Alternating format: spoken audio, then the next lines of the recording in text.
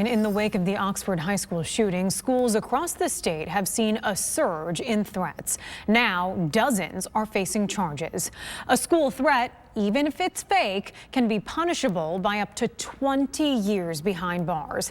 And TV5's James Felton reports local prosecutors have zero tolerance for these types of threats.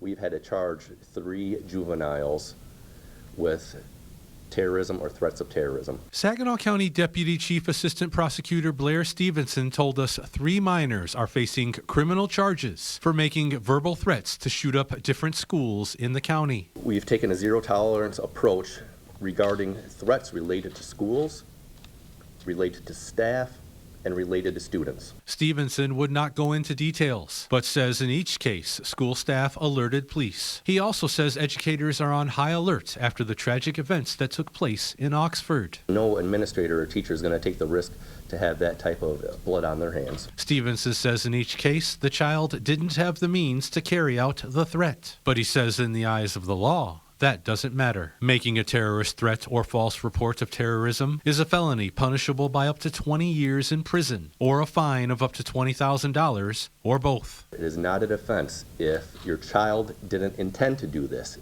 It's not a defense if your child was just joking. And it's not a defense if your child had no means to carry this out. Stevenson says the 3 individuals were all taken to the Saginaw County Juvenile Detention Center. Judge Meter has set bonds on these, so the family's going to have to come up with some money to get them out of juvenile detention, unless the family doesn't want to, and then the juvenile's going to be spending their holidays at a place they're not going to be happy to be. Stevenson is urging parents everywhere to talk to their kids before it's too late. It's not worth it.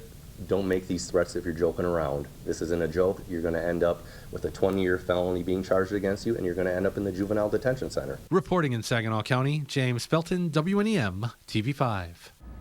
Genesee County's Deputy Chief Assistant Prosecutor tells TV5 as of yesterday afternoon, there have been 17 separate incidents involving school threats. 13 students have been charged so far.